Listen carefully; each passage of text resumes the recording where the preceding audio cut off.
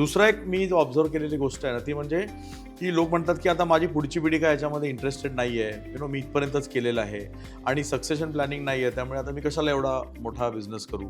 तर त्यांना असं वाटतं की माझा बिझनेस फक्त माझीच पिढी चालवेल, पण असं नाही आहे. We can plan a good succession planning. आपण बाहेरचे लोक घेऊ शकतो. तर ह्या सक्सेशन प्लॅनिंगबद्दल आपण काय बोलू शकतो? बरेच कंपन्या असं करतायत आणि आपण देखील असं करतोय.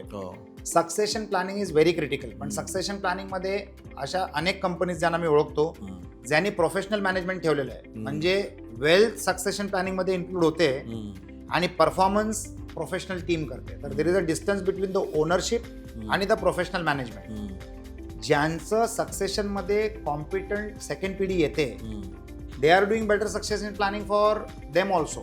On the ground succession plan. For example, Dhirubhai Ambani Marathi नाही आहेत पण महाराष्ट्रीयन असेल आहेत असं मी म्हणू शकतो. अंबानी परिवार. तर धीरूभाई अंबानीने जी प्रगती केली त्याच्यात कितीतरी पटीने त्यांच्या मुलांनी केली. आनंद महिंद्रांनी त्यांच्या वडिलांपेक्षा कितीतरी पटीने जास्ती प्रगती केली. किर्लोस्कर आता कितीतरी पटीने मोठी प्रगती करतायत.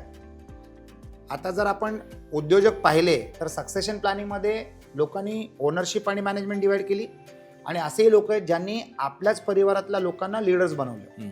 पण they went through a rigorous process of training. Global education घेतलं, त्याच्यानंतर त्यांच्याच संस्थेमध्ये लोअर लेवलच्या पोस्टवर कामं देखील केली. त्यांच्या कंपनीच्या एक्सपान्शनसाठी निगडीत राहिले आणि त्याच्यानंतर त्यांनी त्या कंपनीजना मोठं केलं आणि ते सीईओच्या रोलमध्ये आले, डायरेक्टर्सच्या रोलवर आले किंवा रेव्हेन्यू जनरेशन आणि रेव्हेन्यू ग्रोथची जिम्मेदारी घेऊन त्यांनी त्या कंपनीला पुढं केलं, मोठं बनवलं. कॅमलिन त्याचं एक उदाहरण आहे. तर असे अनेक उद्योग आहेत आणि उद्योगपती आहेत मराठी लोक जे हे घडवत आहेत. पण माइंडसेट चेंज करणं ही फार महत्त्वाची गोष्ट. पॉझिटिव्ह माइंडसेट चेंज करणं सुद्धा एक फार महत्त्वाची गोष्ट आहे.